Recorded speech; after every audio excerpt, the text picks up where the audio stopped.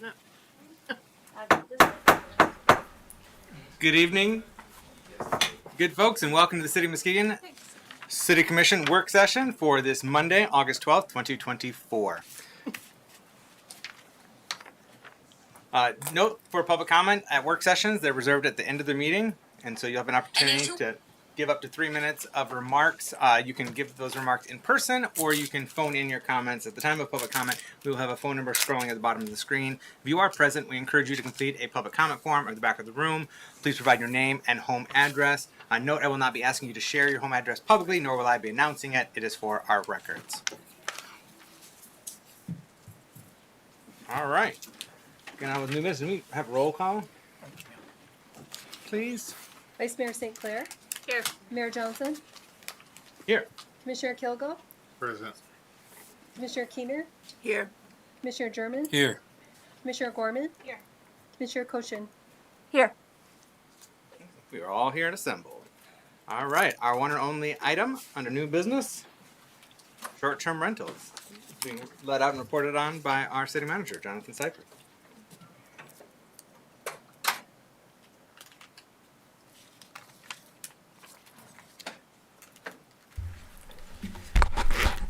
Good afternoon, everyone. So I'm going to be leading this out and then having some of our team members help out as we go through this. When we get to the end of the presentation, if there's important questions as I go through the presentation, let me know, or we can wait. If we can wait till the end, that would be great. It's not a very long presentation, so we can flip back through the slides if there's a need to do that. So. Oh, I'm sorry. Oh, no, you're good. Okay, so today we're going to be talking about short-term rentals. Again, this is, I believe, the fourth time that we've done this within the past year. And today it's really to provide a zoning reform option for the City Commission to discuss. This is not on the agenda for tomorrow, so this is truly an opportunity to get feedback from the City Commission regarding this proposed zoning structure that we're looking at for this. Just a kind of a review of the timeline of how we've gotten to this point. A little more than a year ago, May of 23, we did the workshop at Muskegon High School.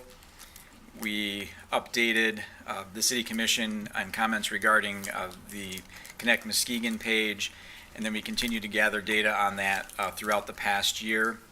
In March of 24, the City Commission put a moratorium on place so that the number of short-term rentals in the city did not expand while we explored a zoning solution for this matter, and that brings us to today.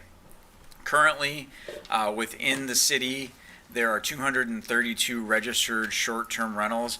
I need to put a caveat on this. In the past, what we've been talking about is a number of structures. There are some structures which have multiple short-term rentals in them. They're multi-unit. Because we're looking at the number of units from an enforcement perspective, we wanted to make sure that we were using the same terms. So there's 190 structures in the city that have registered short-term rentals, which represents 232 short-term rentals. On the right-hand side of the screen, you can see how those break down by census tract. These are not our neighborhoods. Our neighborhoods, although we know them very well, when you're looking for ways to really break down that data, we wanted to look at census tracts. So there are some neighborhoods that are split between various census tracts. So Beechwood Bluffton has 76, Lakeside and West Glenside, which is Wickham, thank you. I've been saying it all day, and then of course when I get up here, Wickham to the west is West Glenside, Wickham to the east is East Glenside, which is paired with Campbell Field. But you can see those numbers as we move down, and that's how we get to the 232 number. Currently, the current enforcement process, so I just want to remind the commission about this. This was updated in March. And this is also to drive home the point that from the staff's perspective, we do not see this as an enforcement issue. This is not an issue with the police having many calls and things of that nature. But regarding the registration, if a homeowner is not registered, they get a letter that's sent to them.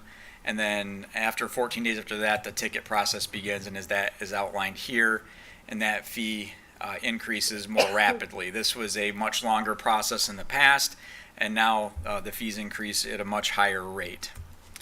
And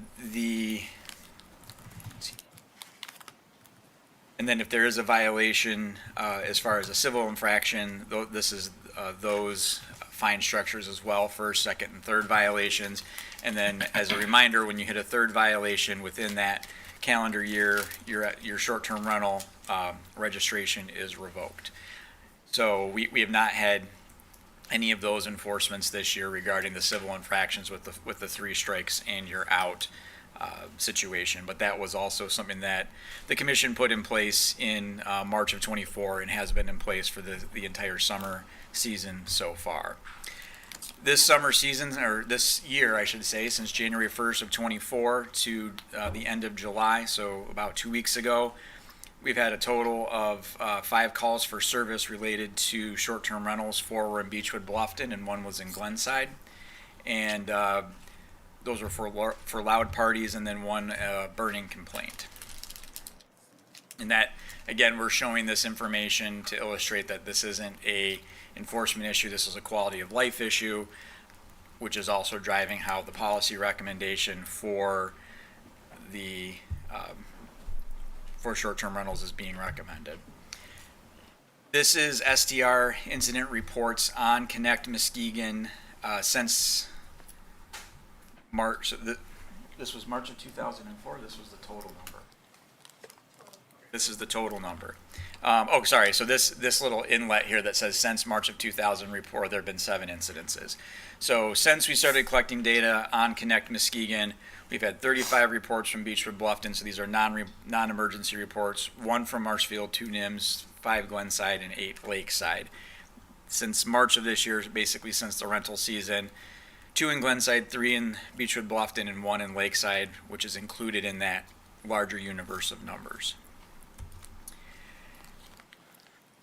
And then this is a breakdown of those reports as well.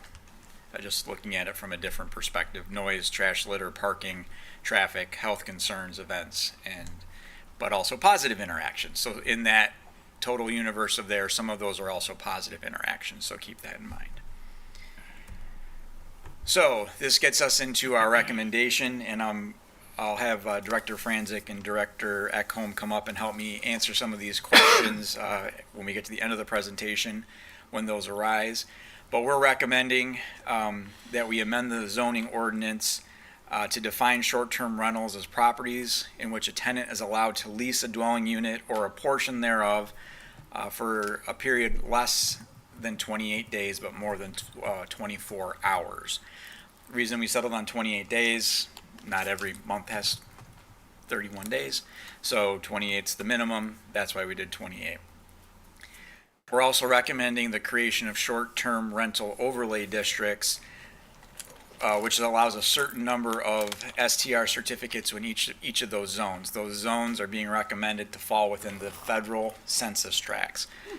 The zones were created, like I said, based off the census tracts, and the idea would be to limit those short-term rentals at about 4% or 4% of the total housing stock within that census tract. The reason we picked 4%, it's a common evidence-based number within the housing community that once you hit about 5% of the housing stock within a neighborhood that are short-term rentals, it starts to have impacts within the neighborhood. And in a minute, I'll talk about where we sit with the census tracts on those numbers to kind of show how that falls out. We're also recommending, obviously, in some of those census tracts, we're over that number, and we can't stop people who are currently using short-term rentals from having short-term rentals. So they can renew those, and we would provide a 30-day grace period that if a short-term rental license expired and they hadn't had it reissued, they would have that 30 days to file for the renewal of their short-term rental application with a financial penalty. So kind of think about it like renewing your license or your tabs on your car. If you do it by your birthday, you're good. the day after your birthday, you've got a fine there. Short-term rental license currently are not transferable, and this would remain the case. We are not recommending that they be able to be sold to another party when the property is sold. That we really look at what that cap is at that 4% for those census tracts. Another thing that we're recommending in the ordinance change is that no single property could have more than 2 short-term rentals abutting them. So that means if you've got one on one side and one behind you, you couldn't end up with one on another side of you. Or if there's 2 on both sides, you couldn't have one behind you. So this would not apply to commercial buildings because obviously that's going to be a little bit different situation. We're looking more at the residential districts here. So these are our federal census tracts. We have 11 here in the city of Muskegon. Some of them do hew closely to our neighborhoods. The Beechwood Bluffton one, for example. And then we've got Lakeside, West Glenside, Nims, downtown, North Nelson and Jackson Hill, that's number 5. Campbell Field and East Glenside is 4. Angel and Marshfield is 7. Oakview Sheldon Park is 10. Marquette and east of 31 is 9. Angel is 8. And South Nelson is 4. And then we also have the East Muskegon at number 11. So those are the census tract. This is a federal designation that has a variety of factors that are related to it for which we can pull that data. Within those areas, I'll just kind of give you an example of some of the total number of housing units within there. Within Beechwood Bluffton, there are 861 housing units. Within the Lakeside West Glenside, there's 1,724 housing units. And so if you start looking at, and I can go through that whole list if you'd like, looking at that 4% mark in the Lakeside West Glenside in that 1724 total number, about 4.6% of those housing units are already short-term rentals. So there's 9 excess short-term rentals within that number 2 on the map. So that situation I was talking about a minute ago, where you would have an expiration of a short-term rental permit, there would be a 30-day period to renew that. If you didn't renew that within that time period, you would forfeit your short-term rental license at that point. Within Beechwood Bluffton, there's 861 units. There are currently 76 short-term rentals. That's 41 more than the 4%, or approaching 9%. It's 8.8% of the total housing units in Beechwood Bluffton are short-term rentals. That's inclusive of Harbortown. So same thing would apply that I just talked about in the Lakeside Glenside. We can't disallow someone who's currently using their property for a specific use from continuing to use that. However, we can put some parameters in place on renewals and continuations and sales of property and things like that. In some of our other communities, or census tract areas, I should say, looking at the next largest area, it would be downtown, North Nelson, and Jackson Hill, the 5 on this map. There are 30 short-term rentals within that area of the city. There is 1,992 housing units within that area of the city, which means there could be an additional 66 short-term rentals within that area on the map that's covered by number 5. And we have these numbers for all of the census tract areas of the city. These overlay districts are not uncommon within West Michigan. Spring Lake, as Director Franzik has presented in at a previous presentation, has short-term rental overlays within theirs. They do it a little bit differently. It's closer to the downtown corridor. The city of Holland, they put a cap on short-term rentals citywide outside of their DDA, and that cap is 25 properties within the whole city. We're obviously far above what that number is. The city of Ludington also has similar restrictions in place. They do theirs based on the blocks and the number of short-term rentals that you can have per block. So this is not an uncommon approach to our neighboring communities and things that they do to manage this within their communities to allow for the short-term rentals to continue to exist while also taking into account some of the quality of life concerns that residents bring regarding the short-term rentals. And I again want to emphasize, in the past we've talked about whether this is an enforcement issue. This is not an enforcement issue, as we've seen from the data, whether it's through the Connect Muskegon page or through police reports and things of that nature. It truly is a quality of life issue, which is best addressed through a zoning change, depending on the appetite of the commission. So that's a general overview of the presentation that we have right now. I'm happy to answer any questions. I also have Chief Kozel is here, I believe. Yes, Chief's in the back, to answer questions. Director Ekholm, Director Franzik is right here, right behind me. So we've got the whole team here to help answer questions as you have them, and I'm sure you do. So, and I can flip back and forth between slides to bring up data or to bring up other information. Thank you, Mr. Manager. Commissioners. So, questions? Commissioner Keener. Thank you, Mr. Manager. Upon forfeiture, after the 30 days grace period, if they still do not pay, is a homeowner eligible to reapply like a year later, and do they have to stick within the new parameters now? They would have to stick within the new parameters at that point. Once the short-term rental application is forfeited, whether voluntarily or through failure to re-register, they would be under the new rules. So if they were in a neighborhood that had a cap that had been exceeded or met, they would not be eligible to reapply until that number came down, and that would be on a first-come, first-served basis. If they were in a neighborhood where there was no cap, not a big deal. They could reapply at whatever point that they're ready. And say, for example, like the budding of spaces, someone wanted to reapply, but we have this going on in the neighborhood, they could not reapply, correct? Correct. Okay. Yeah.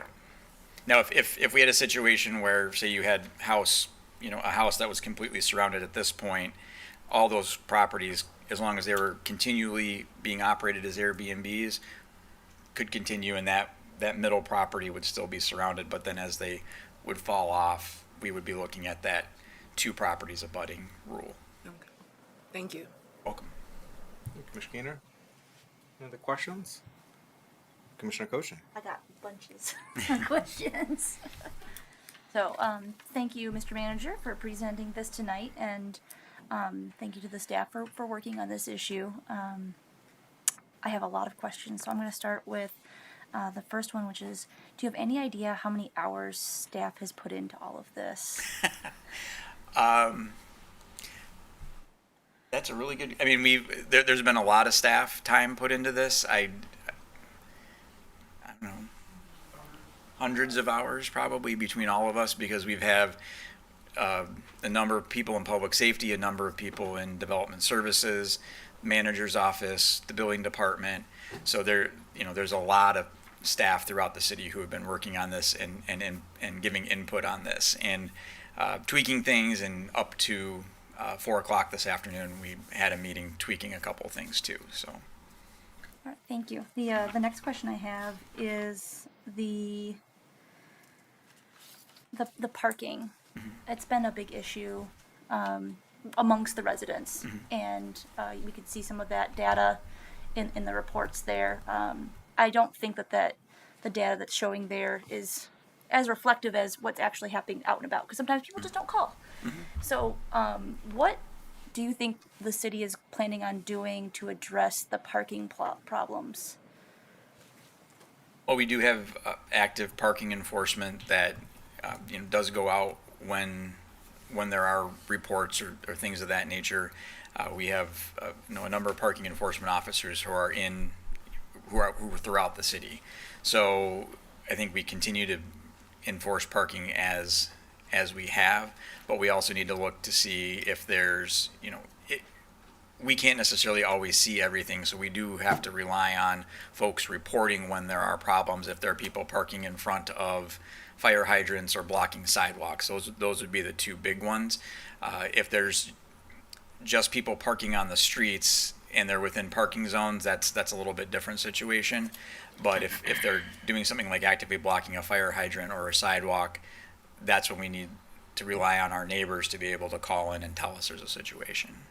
One of the things that was brought to my attention today was that there's been instances of people pulling up with large vehicles, and then they bring more vehicles with them, and so you could have 7 or 8 vehicles parked at a house, taking up a majority of the space on the block, making it hard for residents to actually park on their block.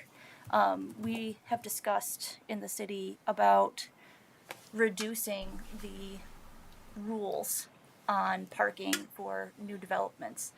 I see this as a problem. Do you see that as a problem?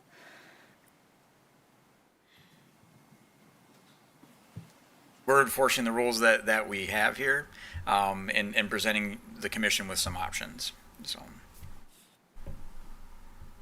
Okay. I'm just gonna piggyback on the parking question, just to share the handbook and updated enforcement that we adopted earlier this year does include a requirement that a good neighbor guide is provided to tenants of the short-term rentals, and also the owner must have it as well and recognize receipt of it. But with regard to parking, it explicitly says that cars may not be parked in the front yard unless on a paved driveway. Parking on the terrace is prohibited. Parking over sidewalks is prohibited. Parking in alleys is prohibited. Parking in front of mailboxes is prohibited. And of course, winter parking is enforced thus. So just to know that it's communicated to our tenants, and it's incumbent upon us to enforce that. But I think that's important that is at least communicated so people are aware of that. And It definitely our is. rules and ordinances are. Reducing parking, however, I think is an issue that we need to be mindful of. The other question I have was the notification for the renewal. How will that be sent out? Currently, we actually send out a letter. Or is it incumbent on the property owner? It's incumbent on the property owner to keep track of that. Okay. The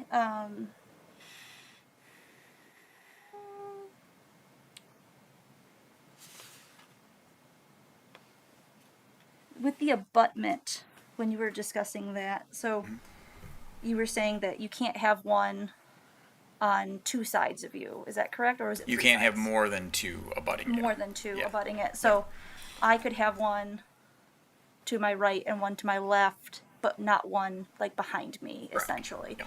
And in units, when we were talking about housing units and not structures, right? Correct. Well, we're talking about structures. We are talking about So mainly in that instance, what we're looking at is the property lines of the physical parcel. So an example where that wouldn't necessarily be the case might be in a multifamily structure such as the Leonard downtown. They have 5 or 6 short-term rentals in there.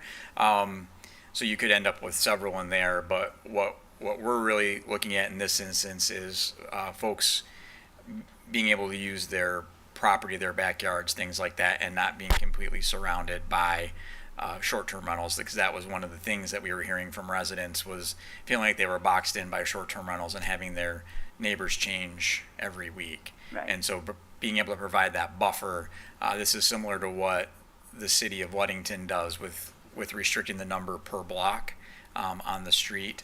So that way you don't have a big concentration in one area. Right. And then I didn't see anything in there about the folks who are staying within their homes before. That was part of the discussion. So people who lived in their homes and were staying on site were exempt from this moratorium. Correct. Is that something that we're going to That would maintain. So short-term Short-term rental, if you go back, if we look at the definition here, it's where the property tenant is allowed to lease the dwelling unit, so that the whole unit for 28 or less days. If it's a owner-occupied unit, that wouldn't be here because the owner's in the space. So that's a little bit different situation. So if you were to rent a room in your home and you were living in your home, same thing would apply that applied during the moratorium. This doesn't apply to you. That doesn't tend to be where we have as many concerns from folks. Right, yeah. I just wanted to make sure that was spelled out so we know what to expect. That is all of the questions I have right now. Thank you. In that same vein, are we differentiating between hosted and unhosted stays? So it's owner occupied, but maybe you're going away for 30 days and you rent it out. Like, would they be required to, under what's being proposed here, would they be required to get an STR permit in order to rent it out for that extended period of time while they're away? Whereas the exemption, where you don't have to get an STR permit, is only in circumstances where you are a hosted stay, so you are present when you're renting out a room or a portion of your property, or ADU or another room in your house. So I think we didn't really dig into that one on that side of that much. What I was thinking about was if it was essentially a hosted stay, I don't think I would be too worried about an instance where someone was staying in your house for a month while you were gone, primarily for the reason that the neighbors are going to know that person's gone and probably who's staying there. And certainly if there's a problem, they're going to most likely know their neighbor who owns the home and can get a hold of them. And so I don't know that you'd necessarily have that type of a problem. So I think it's more of the property is continually being changed over on a regular basis with folks that are new every week or every couple of weeks. So. Okay, thank you. Commissioners? Commissioner Kilgo. Thank you. I have several questions as well, Mr. Manager. I'll start, if you could go back to the incidents page. Can you tell me how far back, 2020, 2021, 2022, when does these numbers from? These numbers begin in May of 23. Just a little more than a year's worth of data. And these are the ones reported on Connect Muskegon. These are not 911 type calls. For sure. Yep. I would like the numbers. So could you go over the numbers of how many STRs we currently have in each Sure. neighborhood, please? Yep. So in each census tract, so I gave the Beechwood Bluffton number. There's currently 76. There's 861 total housing units. The Lakeside West Glenside, which again is at Wickham to the west, 1,724 housing units, and there are 81 STRs. That's roughly 4.6% of all housing units. In the NIMS census tract, there are 1,514 housing units with 29 short-term rentals. That's about 1.9% of the total number of housing units. In the downtown North Nelson and Jackson Hill census tract, there are 1,992 housing units, and there are 30 short-term rentals. That's about 1.5% of the units. In Campbellfield East Glenside, there are 1,758 housing units and 5 short-term rentals. In the Angel Marshfield census tract, there are 2,023 housing units and 9 short-term rentals. In the Oakview Sheldon Park census tract, there are 1,939 housing units and 1 short-term rental. In the Marquette and east of 31 sections of the city, there are 2,392 housing units. Keeping in mind there's a lot of apartment units in that census tract, and there is 1 short-term rental. And then in the East Muskegon, Angel, and South Nelson neighborhoods, there are no short-term rentals, but their housing unit totals are in East Muskegon 346, in Angel 1,256, and in South Nelson 643. The last number one more time. 643. Thank you. So that gives us a total number of short-term rentals of 232 in 190 buildings across the city. Are there currently any short-term rentals that have more than 2 short-term rentals on the property? So I saw in the proposed, it says no I'm sorry. Yeah, it says no parcel within the city shall have more than 2 short-term rentals abut its property line. Is that only? So that would be, say we had a duplex on one parcel, that would be one property line, one parcel. And then and then next to it was just a single family home. And then on the other side was another single family home that was a short-term rental. You could have 2 there because it's 2 structures, but you're not having 3 abutting your property per se as the property lines go. So there is a little bit of splitting hairs there, but into looking at it from a property line perspective to be equitable, that would be the best way to do it. Because if you look at some other areas of the city where we have multifamily structures that have multiple short-term rentals in them, that just, you wouldn't be able to have multiples in there at that point. So, Gotcha. My biggest concern, I know that the staff has put a lot of work into this, and I appreciate that. My biggest concern is the resale. So my question is, if I sold my property to my son, and I currently work a short-term rental out of my property, no matter what neighborhood it's in, and I sell the property to my son, why would he not be able to continue working the business? the current policy of the city is that short-term rental licenses are not transferable. When you sell the property, the next property owner has to apply to be a short-term rental owner, because there are certain things with being a short-term rental owner that we need to know about you as the new property owner. If that's a policy that the commission would like to change, that is at your discretion, and the staff will abide by whatever decision the commission makes in that regard. But the way that we currently have things structured, because there are things that the property owner, as a short-term property rental owner, has to sign off on, it's not something that can automatically be transferred. Gotcha. And with the current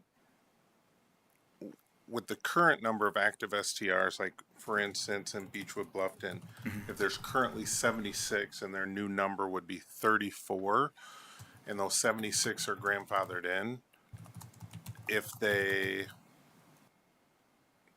stay status quo and renew every year, then those potential short-term rentals aren't going anywhere. Is that correct? That's correct. And then the zones within the city that are underneath the 4% could continue to have STRs added until they reach their. Do they reach their cap? Yes. And this is a number, and that 4% cap would be something that we would have to evaluate periodically, because obviously we're doing infill housing programs, we're adding housing through a variety of different means. So as those census tracts, as those numbers change, we would adjust the cap accordingly to that.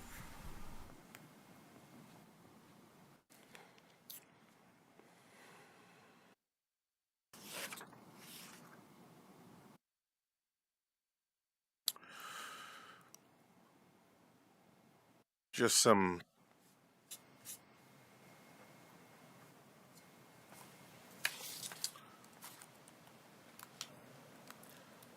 I guess just some from a real estate standpoint. There are currently more houses on the market right now in Muskegon County than there have been in a long time. Market's just slowed down, whatever. So I'm thinking a certain owner owns their property. If we didn't change our rules and they can't sell it to another interested party, whether owner occupant or not owner occupant, it probably will affect the sale of certain properties in certain neighborhoods, depending on if it was eligible to be a short-term rental or not. And I'm specifically talking about the ones that are currently short-term rentals, not new ones.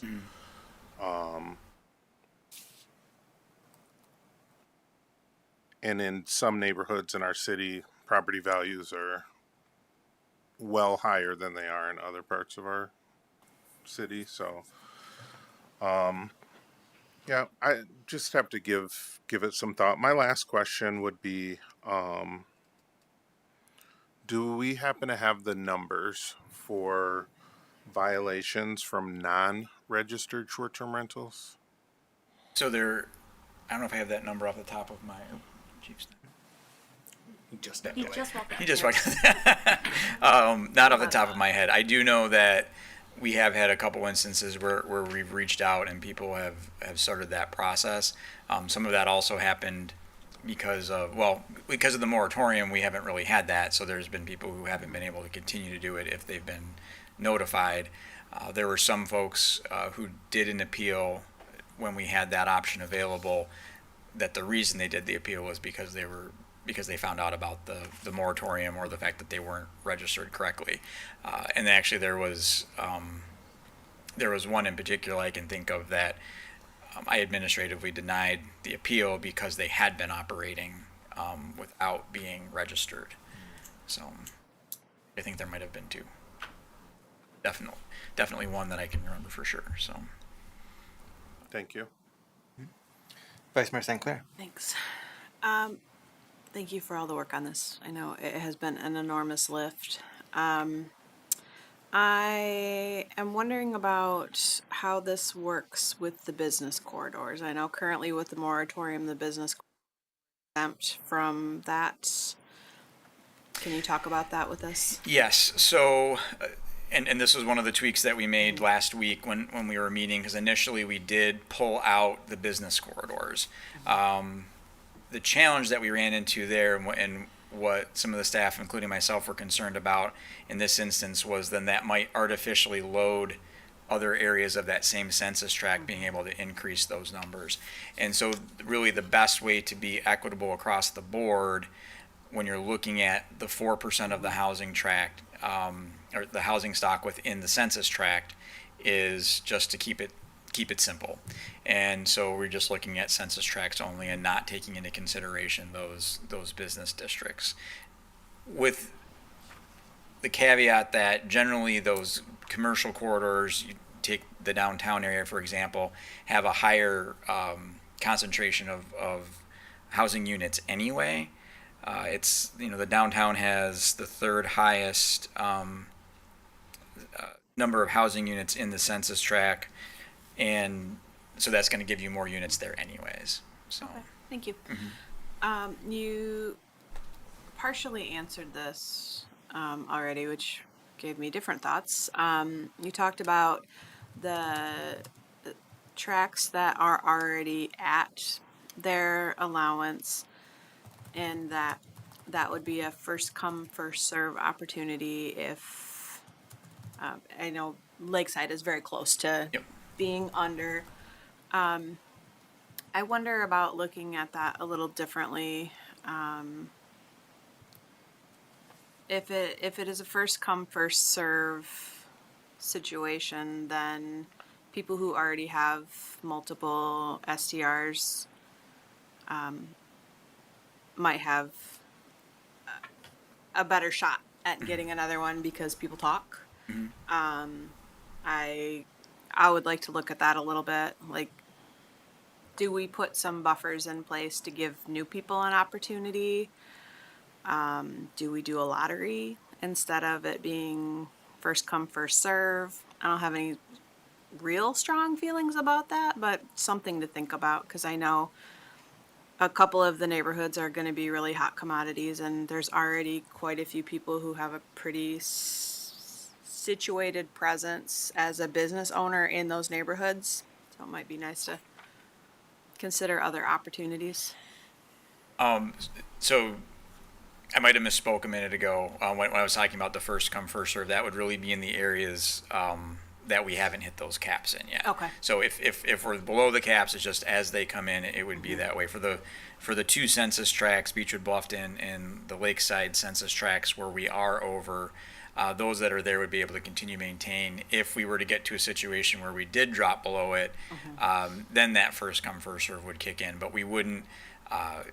We don't want to get in a situation where the city is taking away an existing property right from current property owners and changing up how that point would work. Right. I understand that, but my thought was surrounding, say, Lakeside is going to probably pretty quickly come below 4% just because of how properties move. So when the first house under 4% comes available, who has a whack at that license? If it is first come, first serve, I'm concerned that folks who already have means are going to be the ones who have the opportunity to get that license because there's a lot of communication. And you know, if you have connections, then you get your needs met, and people who don't have connections don't.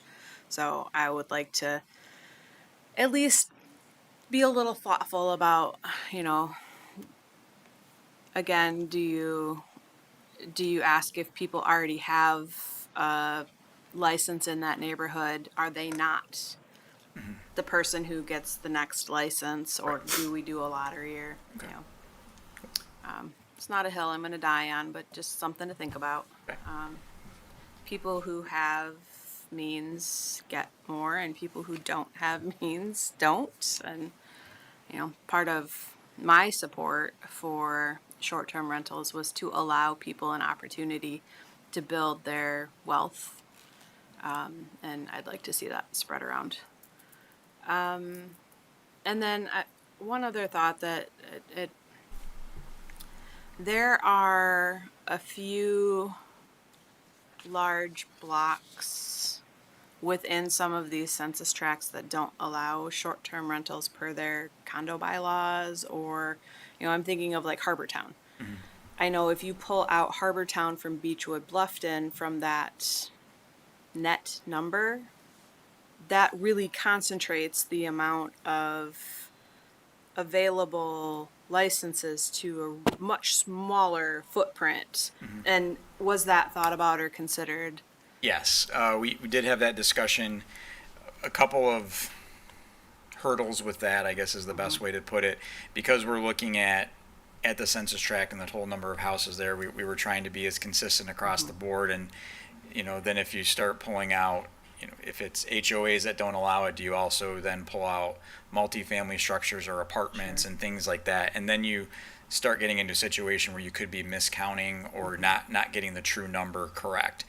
When you're looking at the Harbortown situation, I believe that increases the total number in Beechwood Bluffton by 8. So roughly So it's not a huge number. So roughly there must be about 200 units in Harbortown. So it doesn't swing the pendulum a huge way one way or the other.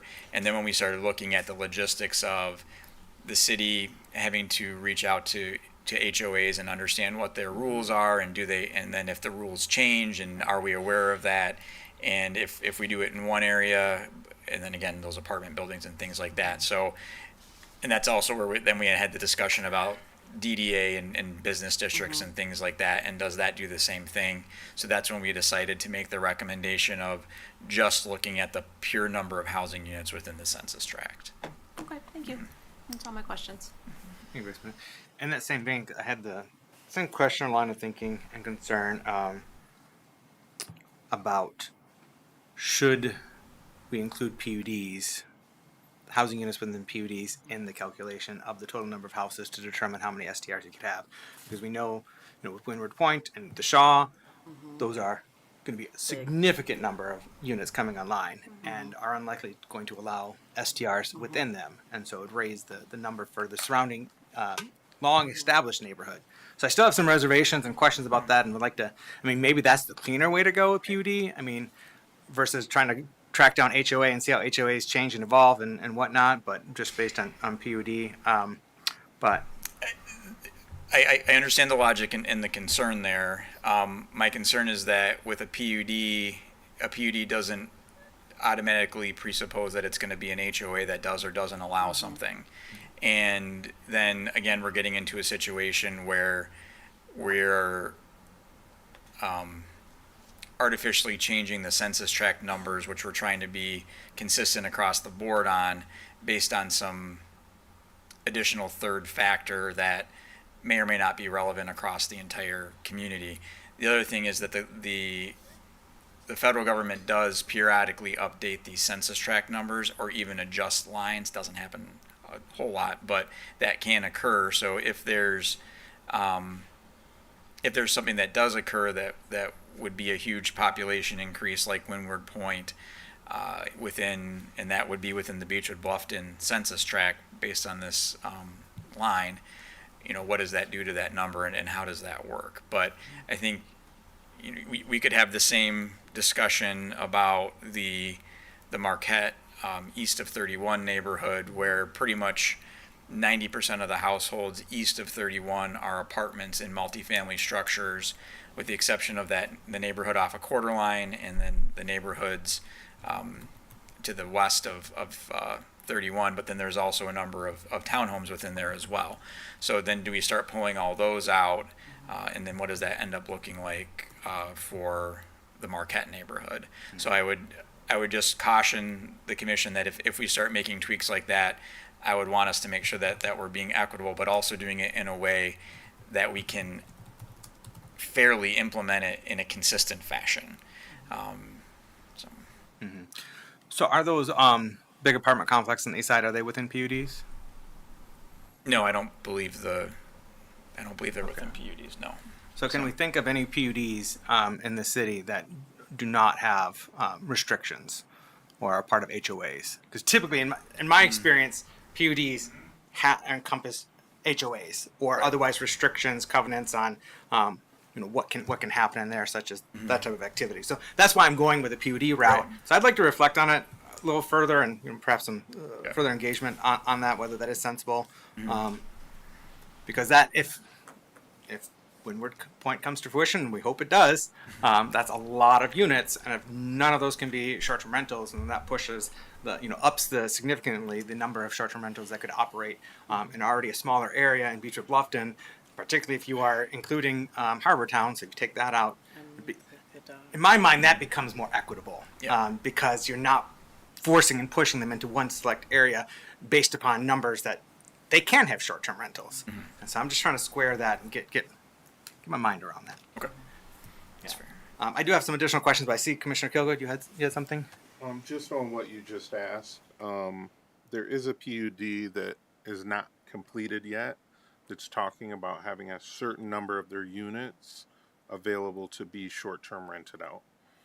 But because the project's not complete, I can't tell you that for sure they are, for sure they aren't yet. So. Okay. And that would also require a change to our PUD ordinance, probably. Well, no, I guess it wouldn't, because we're not allowing short-term. Well, yeah, we have a PUD for short-term rentals. Yeah. Oh, well, a PUD that's specifically but then I guess rentals. if we have a PUD that's specifically short-term rentals, then we're kind of getting into this. But that's a purposeful. Yeah. And that actually. Tiny digs. I guess that evens like it that's a out, so, purposeful. yeah. This is a business, or we could just change the classification that if you've got a certain number of short-term rentals on one parcel, you're a hotel now. Yeah. You're not. There you We Sure. just change the classification in the zoning. Yeah. You're like now you're a hotel, and so wherever hotels can exist, that could exist. Let me look up some of the questions. Can I make a comment while you Yeah. do that? Okay. Yeah. So there were a couple things I wanted to bring up that I've kind of forgot in my presentation. So we have, I have received some communication from the general public about what they've seen as the positive impact of the pause, and that there have been a number of homes, particularly in the Beechwood Bluffton neighborhood, that have been sold to families as opposed to going to being short-term rentals. So I just wanted to make sure that was known. Another question, and I didn't hit on this when I was talking about this map up here. Something that had been suggested when I had met with some of the short-term rental owners was looking at what Grand Haven does, which really they kind of divide the city in half, with 31 being the dividing line. West of 31, they allow short-term rentals. East of 31, they largely do not. Our concern with doing that here was kind of equity-based and how that would work, and how you would divide up the city. And if you do it in bigger chunks, then you run the risk of having smaller areas like Beechwood, Bluffton, or Lakeside get even a higher concentration if that percentage number is higher, which is why we settled on the census tract. Yeah. If we're going to allow, in my opinion, if we're going to allow short-term rentals in a residential area, then it should be allowed in any residential area in the city, and not one particular neighborhood, one particular area be excluded and treated differently. So I concur and appreciate that sentiment. Any other questions right now? I'll jump into some of mine. Then. Oh, you had something? Yes, sir. Commissioner Kilgore. Yep, I do have one more. So just a scenario that I'd like the commission to think about. I would like us to consider looking at short-term rental licenses being transferable. Here's why. Currently, they're over by 42 units in Beechwood, Bluffton. So nobody's getting any new short-term rentals in Beechwood, Bluffton, pretty much either way.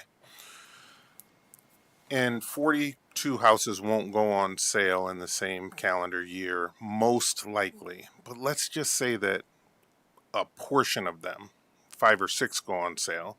Because like you were saying, some houses sold in the Beechwood, Bluffton neighborhood during this moratorium. There's still several units that have not sold in the Beechwood, Bluffton neighborhood that have been on the market for this whole moratorium time. So if you got 5 of those 42 that went on sale and they were not able to transfer the license, which means they would automatically fall out of being able to be eligible for short-term rentals, because there's still, if there's 42 over, you take away 5, you're still going to be, 37, 38. And if there's a waiting list, they're going to be waiting for a long, long time. So, some of those houses, because of the price points being where they're located at, some of those houses are just going to sit and sit and sit. I would love, and every single seller, every single owner has the right to sell their property to somebody who's not an investor. They have the right to sell their property to a family if they want to. So, moratorium or no moratorium, it's really up to the seller to choose who they're going to sell their house to, minus discrimination from protected classes.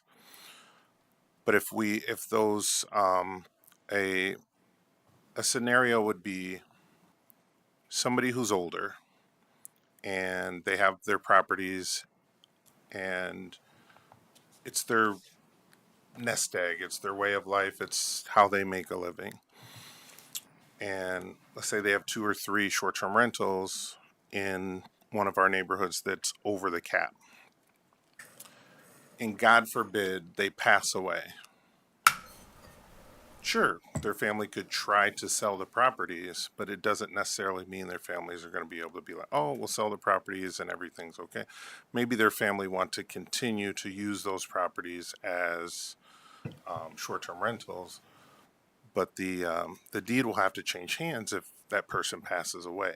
And if they're not able to transfer it, I don't necessarily think that's fair to someone's trust or will or advance directive of what they want to do with the property that they own.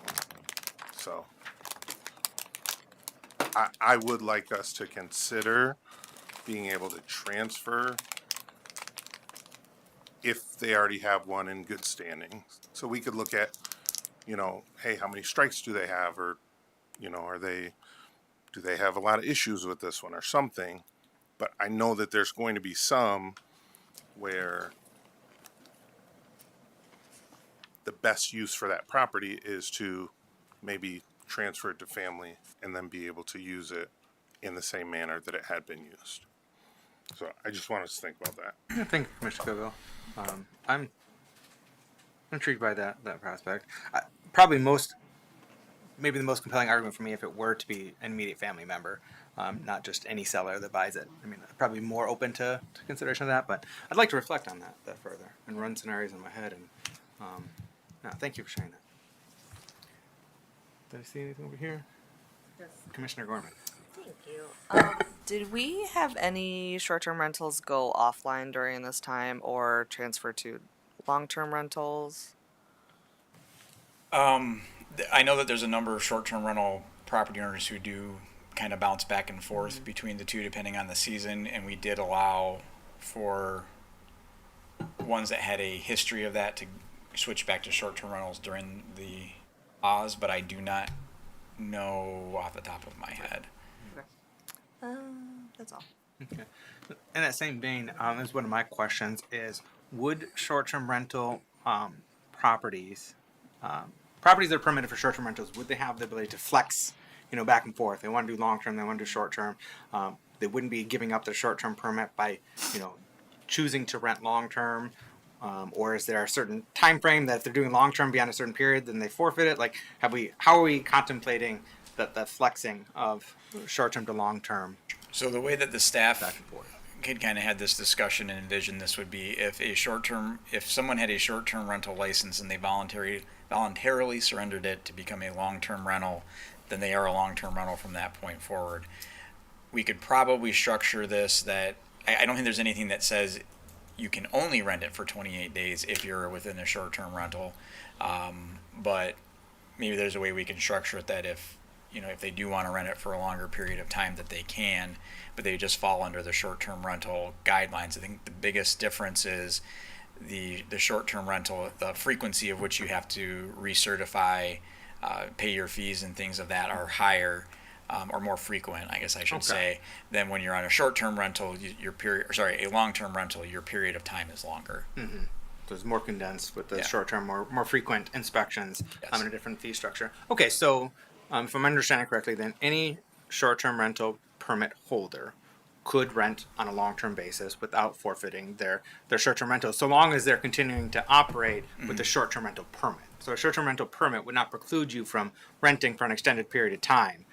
You just couldn't jump to long-term, pay a lower fee, have a longer Right. expansion period, and do Then short-term go back to rentals. short-term. Yeah. Okay. I think. Yes. Yeah, that seems reasonable to me. I mean, I want them to Yeah. have that flexibility to do longer term if they so choose to. And honestly, if you've got a short-term rental license, we're not checking. To the best of my knowledge, well, no, we're not checking because we don't have the resources to check to see if you're renting to someone for 30 days as opposed to 28 days, and then you're kicking into a long-term rental. The short-term rental fees are higher than the long-term rental fees. Mm-hmm. That's the incentive for doing long-term rental. So if somebody does want to do a long-term rental and they make that decision on their own, they're going to pay. The advantage there is you're going to pay a lower fee over a longer period of time. So, Okay. Good, Commissioner Cochin. Thank you.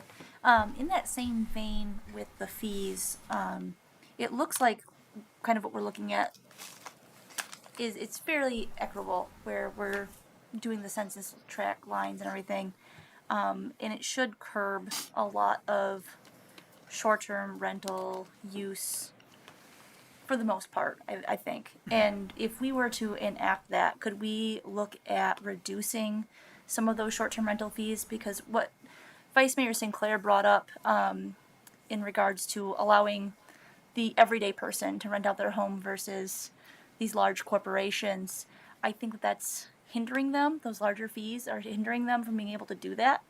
And so we're kind of setting ourselves up to only allow these larger corporations to have opportunities, and I wouldn't like to see that. I think that we can certainly look at fees. The fees are set by the commission, and we will enact what the commission determines.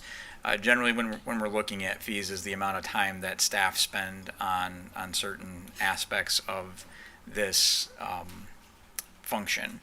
And one of the things that we've also toyed with, this is not within the ordinance, but we had discussions about in the past, was do we change the fee structure such that there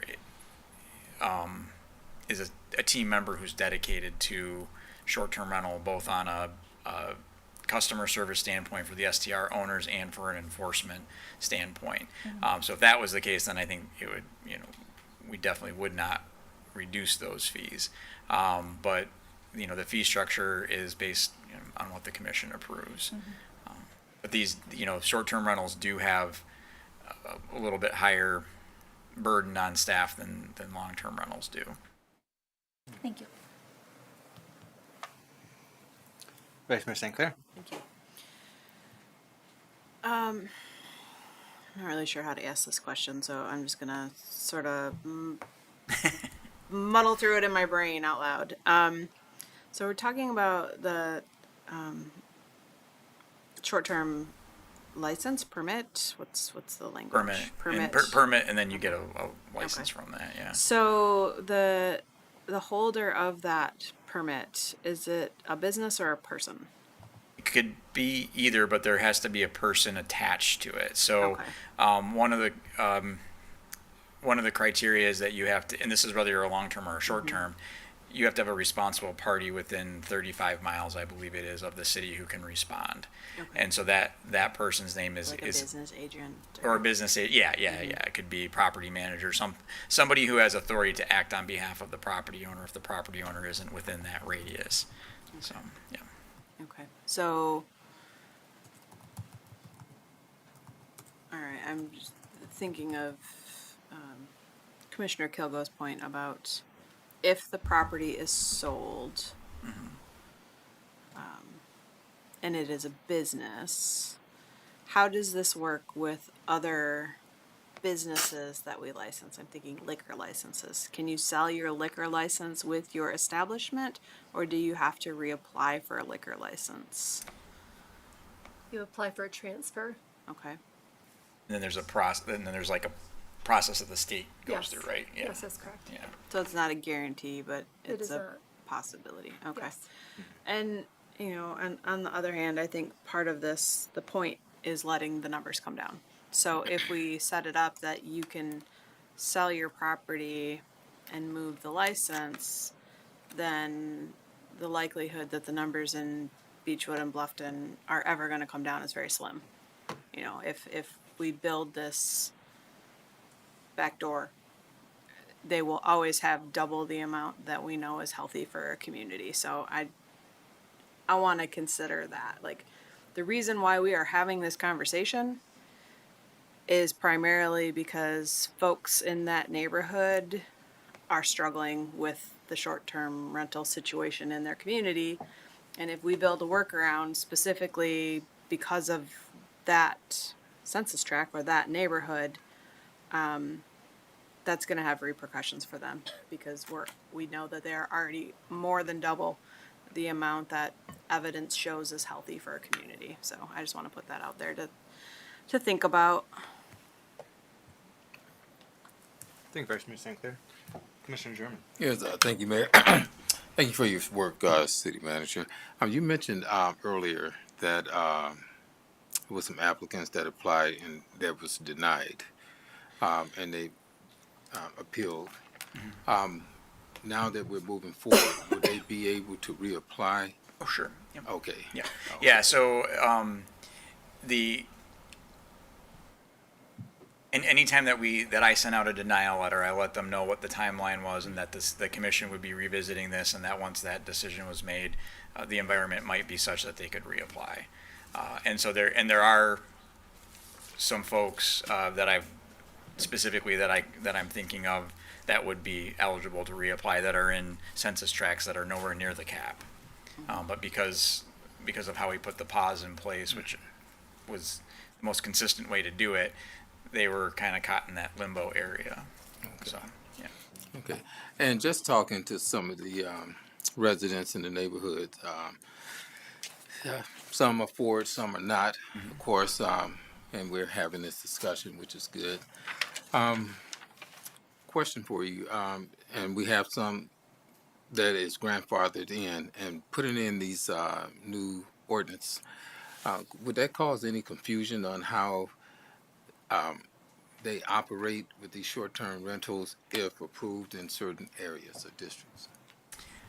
I would hope not. I don't think that it would because the folks that have currently existed would be able to exist as long as they're within compliance of things. And really, that's only within 2 census tracts that we're talking about where we're over that cap. So the rest of the city, in those other 9 census tracts, would be able to add short-term rentals if property owners so wished to do so. So I don't think that there would necessarily be any confusion, because we would be able to look at an address and know what census tract you fall into, how far we're off from that, from capping out in those areas, and I think it would take a while before we would start to reach those caps in other areas. So hopefully it wouldn't lead to any confusion. And staff's here to answer those questions too if people did have them. Right, right. And speaking on caps, so we're not there yet. No. And one of the concerns is that we talk about the infill housing project. You talked about that and possibly offsetting that with the cap. I believe you mentioned the short-term rental is not solving the problem for homelessness. That's one of the major concerns that I have, and residents also. But we're trying to, I guess, be fair about it, and we do have people that's actually in this type of business. My concern is that I see corporate landlords buying up properties, and it's not allowing housing for homelessness. So, people that don't have homes, that's a major concern for me. That we be mindful and that we don't push people out due to the fact of these landlords being bought out by these corporate landlords. How could we combat that? Or probably not, but is there any rules or regulations how we could just kind of protect certain areas? Or So that's a very valid concern, Commissioner German, and that's something that we have a number of our staff members that are working on regarding homelessness and how we can help those who are unhoused and find different ways to find housing solutions for that. And this is kind of a different animal. It does impact it because we're talking about our total housing stock within the city. So I think that's a very valid concern and question to ask, but I think the unhoused, helping those who are unhoused, that is going to be a different tack to be able to help solve that problem. And it's something that Deputy Manager Mikesell and Director Wills and Director Ekholm are working on to try to find solutions to move that forward, and others on our team, not just those 3, others on the team as well, because that's something that's very much a concern for the staff and something that we want to spend as much time on as we can to try to find ways to help those folks in our community. yeah, and I guess I'm looking at the amount of rentals, short-term rentals that could be in a certain demographic, a certain area, would probably help keep that neighborhood somewhat equitable and have the opportunity for housing. Yeah. Because I'm seeing it all over, and not just in Muskegon. So We only have so much land. That's Yeah, definitely yeah, true, that's and true. we're making the decisions on what's the best use of land use with all of these different factors at play. And one of the reasons that we settled on that 4% number is because it's below that 5% number where we start to see greater impacts within a census tract or within a neighborhood. And so that 4% number seemed like a logical place to go that still allowed for the business activity, but wasn't so onerous that it started to take away other housing options for folks, like we have seen somewhat on the west side of the city. all right, thank you. Commissioner Kilgo? Thank you. I just want to clear up a few things. I've heard the word corporate a couple of times. I don't know if you have the number. I don't want to say the number because I don't have it specifically, but the majority of our owners of STRs in the city of Muskegon are not corporate. A lot of them are under a business name, but they're not corporate. They're an owner who has an LLC, who has a small business. So the majority of them, I would say, are small business owners. Would you concur? From the information that I have, and I don't have the numbers in front of me, so I don't necessarily know off the top of my head. I don't know if anybody else on the team knows. But a good number of them, we do have a good number of local property, of local residents, whether they're within the city of Muskegon or within Muskegon County, certainly, who own multiple short-term rentals and are cognizant of how it impacts their neighbors and work to have a good product. For sure. Thank you. And then the other thing, just for information, we have 244 houses on the market in the city limits of Muskegon. We have 406 houses on the market in Muskegon County. So I wouldn't say that short-term rentals are taking away from our housing stock that can house low-income families or homeless families. It's a whole separate issue. We definitely need to work on housing our homeless. It's just a separate issue from short-term rentals. I don't see short-term rentals taking away housing stock from potential properties that could house our homeless. So I just wanted to share those couple of things. Thank you, Commissioner Kogo. I want to revisit there was a question earlier about the business corridors. You had given an explanation as to why the proposal here, recommendation, does not include allowing an exemption or unlimited number of STR permits within business corridors. I want to narrow that a little bit. Can you help me? Because in my mind, I'm more open and receptive to having perhaps a greater number or unlimited within, say, the Downtown Development Authority District and the Lakeside Business Improvement District. I think the DDA might need to have its boundaries refined a little bit because it does spill into neighborhoods, solely residential areas considerably, so that could use some refinement. But those specifically to the DDA, Downtown Development Authority District, and the Lakeside Business Improvement District, what's the concern or rationale as to why we wouldn't allow unlimited number of STRs within those commercial districts? Kind of the same challenge that we were looking at when we were having the PUD discussion or the condo association discussion. When you start subtracting those units out of that area, and we could count By units, can you please, you're talking about units, SDR units, you're talking about housing units? Housing units, sorry. Okay, subtracting housing units? Yeah, when you subtract the total number of housing units out of that area, then you start, that census tract number starts to get squishy. And are you still going to have the total number that would be available for that census tract outside of those districts? Because like the DDA, for example, looking at this map, crosses between the NIMS neighborhood, the NIMS census tract, and then the downtown North Nelson and Jackson Hill census tracts. And so you subtract that out from those and you get a new number that's different. And then as that number changes, how does that impact other things? So it starts to complicate the formula a little bit more. But then I think you open up the discussion at that point to, as I was alluding to before, do you take Glen Oaks out of the Marquette neighborhood number because that's a apartment building at that point? Do you take Barclay Village out of the Campbell Hill number because of the number of units that are in there? And so how do we start determining what is and isn't included? And then it becomes more a matter of discretion. And when that happens, then things start to maybe get out of whack a little bit. So we were trying to find a way that, looking at the census tract data, that the federal government says, these areas are similar for whatever reasons.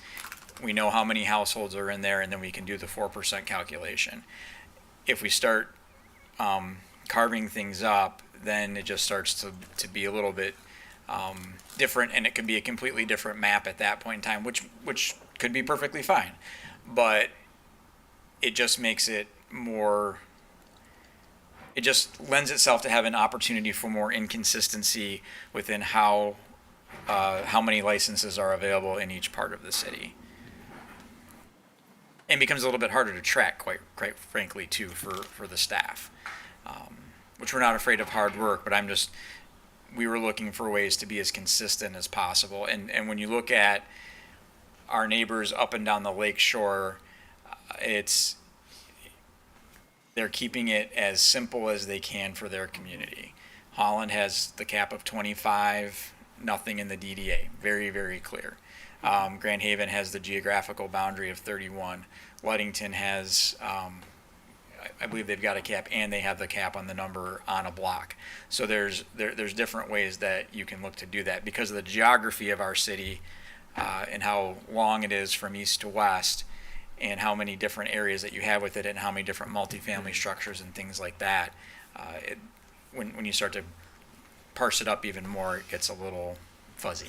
So did you said in Holland, Mm-hmm. they don't have any in the DDA, meaning they don't have any STRs, they don't have any Cap. restrictions or They caps? don't have any restrictions. Gotcha. So within their within their downtown area, and I'm not sure if it's contiguous to their DDA or if it's a different boundary. But if you think about their 8th Street corridor from north of Hope College up towards the river, that's basically their downtown where they wouldn't have restrictions. The rest of the citywide, is 25. Okay. It'd be helpful for me to improve my understanding, of your rationale if you were able to present some calculations or numbers with regard to what you're concerned about the impact if we were to have unlimited in the DDA or unlimited in lakeside bid. What would be that ripple effect, so to speak? Like could help me better square what you're saying. Because in my mind, it seems perfectly suitable in our DDA or lakeside bid to allow, a greater number of STRs. It's already, a commercial district. Plus, those are more tourist-centric areas, or downtown and lakeside bid, and having those accommodations. And we've long wanted a boutique hotel in lakeside. Yep. That has not come to fruition. But having those types of accommodations and that turnover, bringing more people in, spending money in those local business districts, helping to sustain our businesses. And so that's kind of my thought process to perhaps allowing more or treating the DDA and the lakeside bids separately from the rest of the city.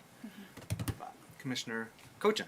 Yes. To piggyback off of that, I would also like to look at that a little bit more, because as the ward representative for the lakeside area, I see businesses come and go very quickly because we just don't have enough business to keep them going. And if we did allow unlimited there in just the business area, I think that could offer up some good opportunities for that business district. And I'm sure it would help the downtown business district as well if we can do some refining of the boundaries, because like Mayor Johnson said, it veers off into just residential neighborhoods, and we'd have to do some tweaking, but I think that would be beneficial for those areas to help increase business in those spots. And then I also wanted to say that I do share Commissioner German's sentiments in regards to our housing stock issue and our concern for the homeless, as well as thinking about who. I know we've had this conversation. I don't want to beat a dead horse, but I will die on that hill. I really don't think I would like to see people, businesses buying up housing up here and then just renting out the homes. So that's a concern, but you know that. Yeah. But I just wanted to share it again. Oh, and one last thing. I would like us to see if we do any kind of ordinance changes, and if we're going to go forward with, these renewals of the licenses, I would like the business owners, STR owners, to be notified of that, because I think that's an important thing, that they know that, oh, this has changed, and, your renewal is coming up, because if we're going to give them tight deadlines, it's important to probably know about it. For our in that vein, for our long-term rentals, do we provide notification? like when they're up for inspection or need to be re-permitted. Okay. Oh, Yes. we do? Then I think, yeah, it's certainly appropriate that we would notify our short-term rental operators, especially if we're making the changes, so that they're aware, because they don't want to accidentally lose their permit just because. With a lot of the short-term rental owners, they all come in the like end of winter, beginning of spring, so it's kind of it's a consistent time. But Okay. I do think that's sensible to have Yeah. Good time to notification know. for any of our, rental properties. Okay. Any other questions or thoughts to share at this time? Did you, Commissioner Kilgo? I guess one last question. When do you see this coming in front of a commission meeting? that was just gonna be my question. So I'm taking from this that the staff has more work to do. And we had originally anticipated to bring this ordinance to you at the next meeting. That will not be the case. We'll have to circle back and figure out how to answer some of the other questions, particularly regarding if we were to break this up even more. So probably what we'll do then is bring a resolution to extend the moratorium, probably another 90 days, to allow us time to finish this up. So. Just because, as a reminder, that expires September 15th-ish, sometime in the middle of September. First half of September. Yeah, first half of September. So Yes, follow up, Commissioner Kilgo. Yeah, so if the commission votes to not extend the moratorium, what would happen? the moratorium would expire, and the current environment of the short-term rental environment would exist as it did prior to March. So there wouldn't be any changes at that.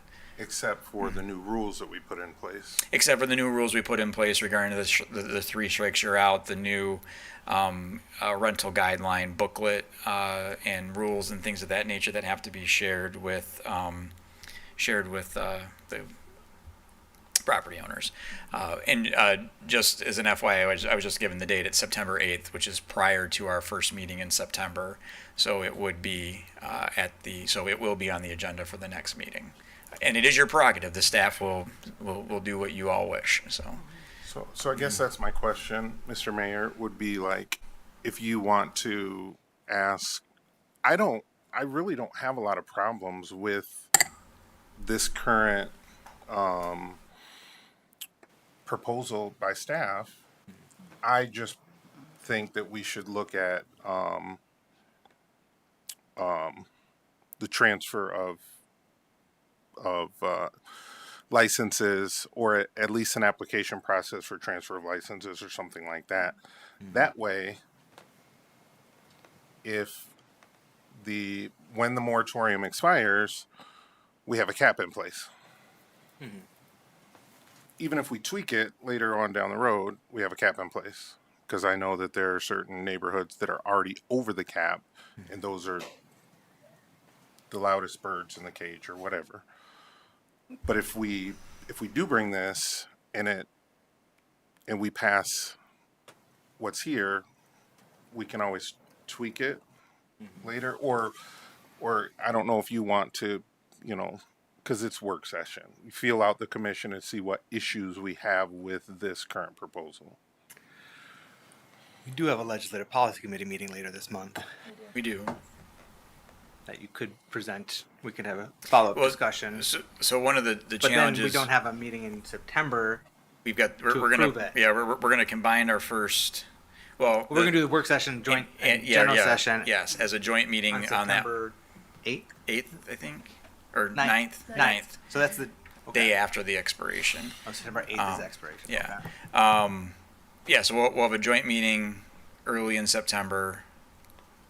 So we won't have a meeting that Tuesday. The other challenge that we have is this is a zoning ordinance, so it has to go to the planning commission. So we were discussing having a special planning commission meeting to look at this between now and then, because the planning commission meeting is on Thursday, and we didn't have enough time to do a notice once we kind of tweaked this out. Plus, we wanted to talk to the commission before we put an ordinance out there for a public hearing. So it's at your discretion.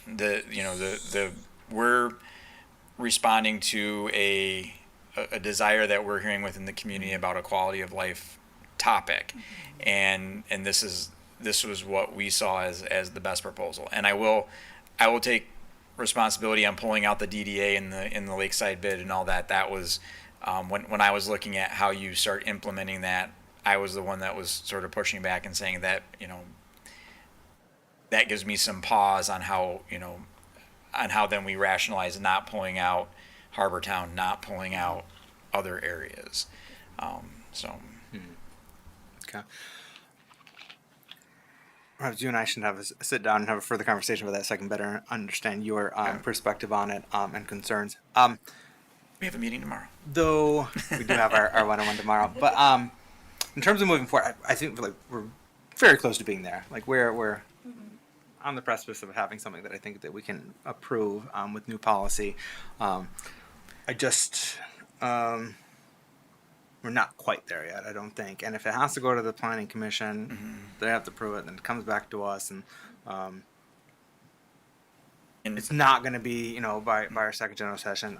I guess I'm thinking perhaps we do a 30 days. Shorter Yep. moratorium, not even 90 days, like 30 days or 60 days max, sure. Like a shorter moratorium window while we refine this further and get as maximum consensus as possible. Because I do want to dig into what Commissioner Kugel was saying, but I also understand Vice Mayor St. Clair's concerns. So I think that might be a little more complicated in terms of how do we square the two, but still potentially allow transfers to So, if I may, immediate family members. I don't know that the transfer would necessarily be something that would be ordinance driven. It could be policy or practice driven. And so if there was an operational desire to see that, or if there's a desire to see that on the operational side, that's something that we can look at and maybe use, the liquor control or some other type of process that already exists where it maybe isn't a guarantee. Because one of the concerns that I have on the property transfer or the guaranteeing of it is there are certain criteria that you have to meet as an STR property owner, and if someone wasn't able to meet that, if they, sure, you can hire a property manager, but if that wasn't in place, and how long do we give? We'd want to have those discussions about what that looked like, because we, certainly wouldn't obviously want to have somebody sell a property under one assumption and then we're like, sorry. We definitely don't want to do that. So, but that wouldn't necessarily be something that would be in the ordinance. Okay. So the transfer thing could be handled separately if we were to move forward. Whether it's PUD or the prospect of PUD units being included or not, or us allowing unlimited in down DDA district or the Lakeside bid, that would be within the zoning, and so I'd be hesitant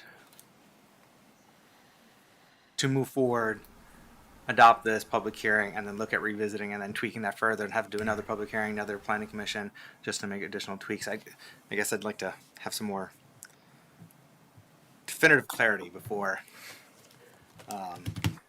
bringing something formal for adoption. But Vice Mayor St. Clair. I think in every ward but two, or in every track but two, there's a large amount of opportunity within the policy as it's written. I hear your concern about the DDA. It's going to be a while before that track bumps up against that number. Clearly, it's a bigger impact on Lakeside because that's already over. I'm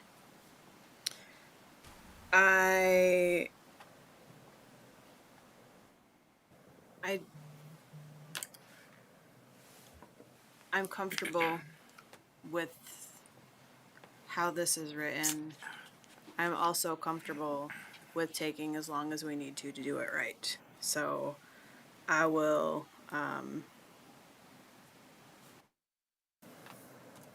encourage us to take as long as necessary to do the job correctly so that we're not revisiting this next year going, oh, yeah, we should have fixed that then because now we have created a bigger problem.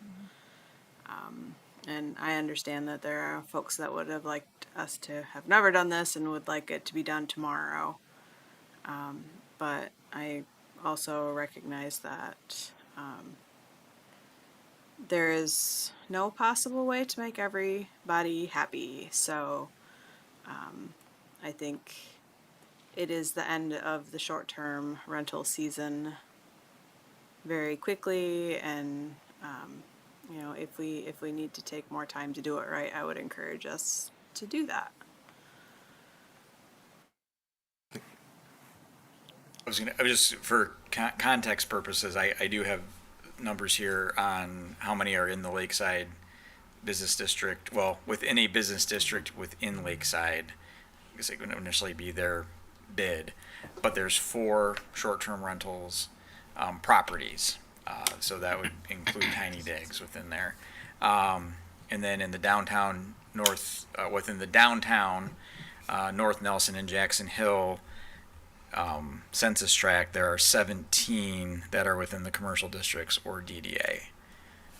So of the 30, and that remains 66 remain within that census tract. So then if you look at the Lakeside 4, as I noted, we're in a commercial district. They're 9 over, so there would still be 5 over in that instance. Mm-hmm. So it wouldn't have a significant impact on what would be available within the neighborhoods. However, obviously within that corridor, you could add more. Mm-hmm. So, Yeah. for contextual purposes. Yeah, it's right. Like right now, the Lakeside bid would be capped, or no more additional could be allowed right now. Saw you first, Commissioner Cochin, and I see you. Yeah. Commissioner Jordan. What I'm hearing from a lot of residents is that what the city manager has been echoing, which is that this is a quality of life issue for a lot of people, and trying to help our neighborhoods stay more residential.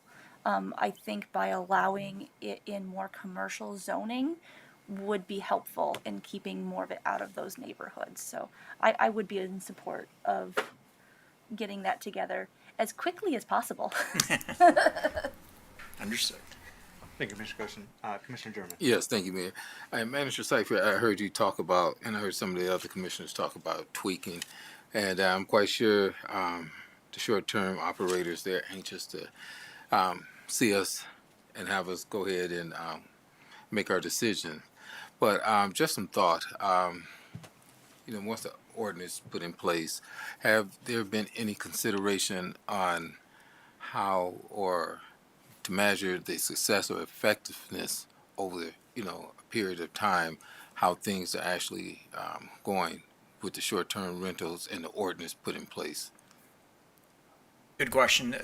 I think in some instances, success is probably going to be in the eye of the beholder on how that works, and seeing, if we're curbing, as some of our residents would like to see on the particularly in Lakeside and Beechwood Bluffton, and then allowing for opportunity in other census tracts in the city. So if we start to see some more activation of short-term rentals on the other side, then I guess that could be one way to gauge success. So as Commissioner Cochin pointed out, because it is a quality of life issue that we're talking about, I think that'll depend on who we ask. Yeah. Yeah. Okay. So, but Thanks a lot. great point. Follow-up, Commissioner. One more question. I'm so sorry. I keep forgetting to ask this. So, in the historic districts and areas, we're not talking about doing anything different, correct? No, we're the only districts that we really talked about doing anything different in were the commercial districts. Okay. Yeah. Thank you. Yes. Any final questions or thoughts? I guess we still need to answer manager's question about proceeding. I think probably what the most prudent process would be to allow staff tomorrow to have a brief conversation and figure out how hard it would be to look at those 2 commercial districts, and what does that do to the number, and how do we be consistent with that, and maybe I can not that I want to talk about anything else tomorrow, but We got a lot on the agenda tomorrow. when I sit back down up there, I'm going to talk about that. maybe under any other business, I can give a brief idea of if we think we're going to need, 14 more days, 30 more days to do that.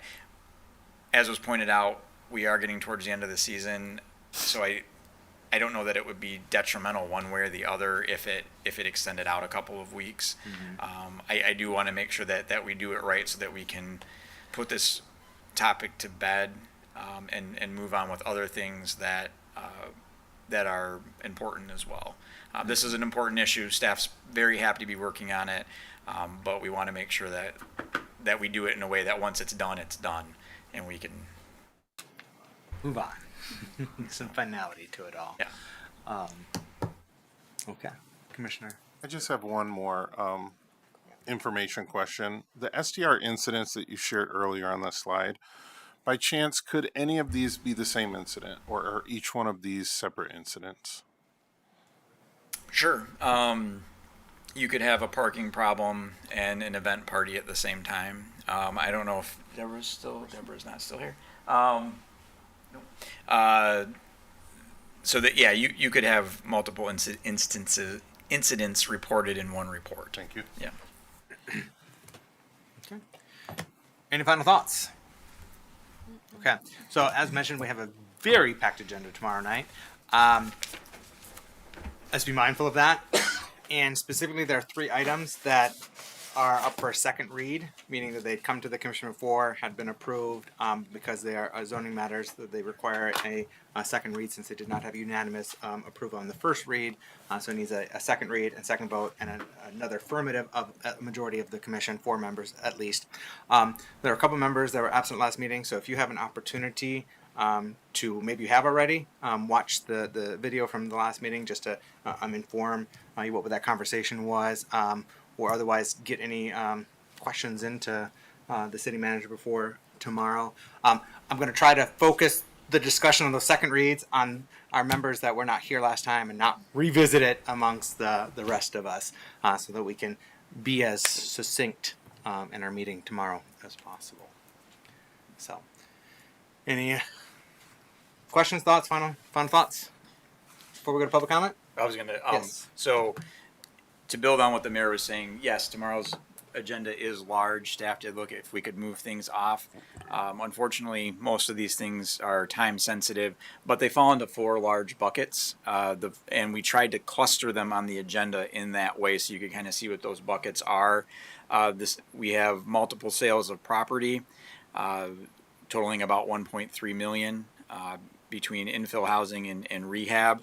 Those are general. Obviously, we don't want to hold those up. That's why they're in the agenda. The second reads that the mayor was talking about, and then we have some contract approvals and zoning certificates that are kind of administrative approvals of the commission, and then several public hearings. These public hearings are related really to the same topic, and so we're going to do one public hearing where we're going to talk about all the topics at once, but then we have to do individual votes. So yes, it looks like a daunting agenda. We apologize, but we think if we look at it, those 4 big buckets, it might not be quite as daunting. So, All right. I don't have any public comment forms. Is there anyone in the audience that wishes to give public comment? Yes, Mr. Jack Page, joining us from the Beechwood Bluffton neighborhood. Welcome. You have up to 3 minutes to provide your remarks. Okay, thank you for all the work you guys put in SDRs. Couple things. I really like the 4% guidance. That seems to be a decent. I am concerned about the Harbortown PUD pullout and things that you were discussing, especially with the docks development coming on. That's going to add 250 more housing units to the Beechwood Bluffton area, and that skews the math and how you all figure that out. I want to talk about parking limits per structure though, because right now, one of the houses behind me, which would now gives me the 2 butt-up rules, I got one on side, one behind me, is changing from 3 bedrooms up to 6 bedrooms, and they're going to advertise that as as being able to accommodate 12 people. Where are you going to park accommodations for 12 people, especially with our redesigning our streets in Beechwood Bluffton? And I just am recently being told this: all the houses on Cherry Street on my side of the street, with the exception of the 2 corner houses that have driveways, all have rollover curbs and pad parking in front. That's all going away with curbs. So I am going down from 4 parking spots that I can pull in this way down to 2 that I'm going to be parallel park. As is the duplex of the STR next to me. So with them having a potential of, well, 6 people on one side, 6 on the other, 12, you've got 12 people in accommodation. You've got potential for now 3 cars across that line in parallel line because of the new curbs that are going in. I'm just being informed that it's curbs and not rollover curb. That's going to eliminate parking for a majority of the side of Cherry Street and a lot of it on the other side. And I also wonder, and as you're issuing these building permits and Safe Buildings is going through these, are we allowing a 3-bedroom, 2-bath to be bumped up to a 6-bedroom and then STR'd? Because, the parking requirements for 12 people are, pretty daunting compared to a 3-bedroom. On the transferable permit idea, I see the advantages that Mr. Kilgore was looking at about being able for family only to transfer, but I wonder about the legality of that and what that looks like, and if we have to choose between one or the other, yeah, with a fully transferred permit, we're never getting out of being a hotel zone in Bluffton. So thanks. That's what I have to say. Thank you, Mr. Page. Is there anyone else in the audience that wishes to give public comment at this time? Yes. If you please introduce yourself and which neighborhood you're joining us from. Beechwood, Bluffton. All right. Susan Line, 3340 Millard. Is that all you need? Welcome. Okay. You have 3 minutes to Alrighty. provide your remarks. My question is, how do you keep track of unregistered STRs? So this is not a Q&A right now. This is an opportunity for the public to give their input. You can ask questions, but we're Okay, not. then my comment is, I have an unregistered, at least 1 or 2 on Millard Street. So, I So- guess what? When do I ask the question?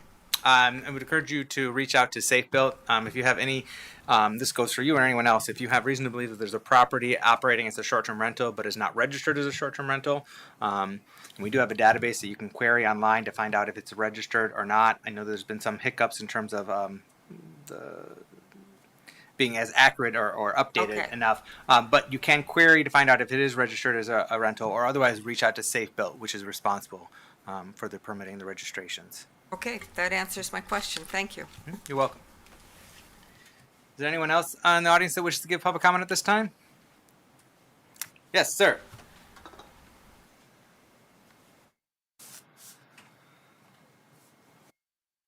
Please introduce yourself and the neighborhood you're joining us from. And if you're not a city resident, which other city or township or village?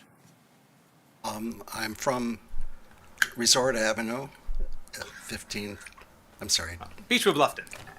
Beechwood, 2257 and 2251. Okay. And your name, sir? My name is Garth Hillebrand. Welcome. The concern that just sort of appeared here is, and the issue for me with some of the number of people living in a residential dwelling, is the parking. There are quite a few cars sometimes, and I find it a little bit frustrating to see my residential neighborhood becoming a parking lot due to the short-term dwelling use. Is there a limit that can be imposed on parking from that unit is the question. And it's my concern is that it really does transform the residential neighborhood into a parking lot. It seems to me there should be a limit or a method by which they could park their cars in some other location and get back to the place. And I would even recommend it for the downtown development. If you're going to have houses down there, it would be nice to have off-street parking for these vehicles. That's the only comment I have. Thank you. Thank you, Mr. Hillebrand. Anyone else in the audience wish to give a comment at this time? All right, we're going to go to the phones. You have an opportunity to phone in. That number is 231-724-6721. Again, 231-724-6721. When you call in, please turn down any audio in the background.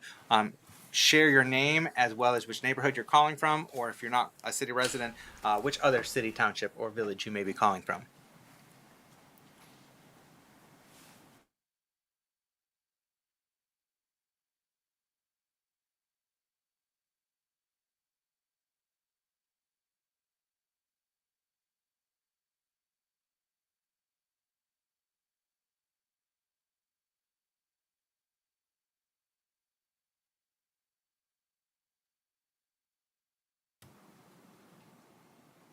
All right, doesn't look like we have any takers for phone-in comments. Then, commissioners, I would entertain a motion to adjourn. So move. All right, we got a motion by Commissioner German, supported by Commissioner Koshin to adjourn. All in favor, please indicate by saying aye. Aye. Aye. All opposed, same sign. We are adjourned. Thank you. Take care and be well.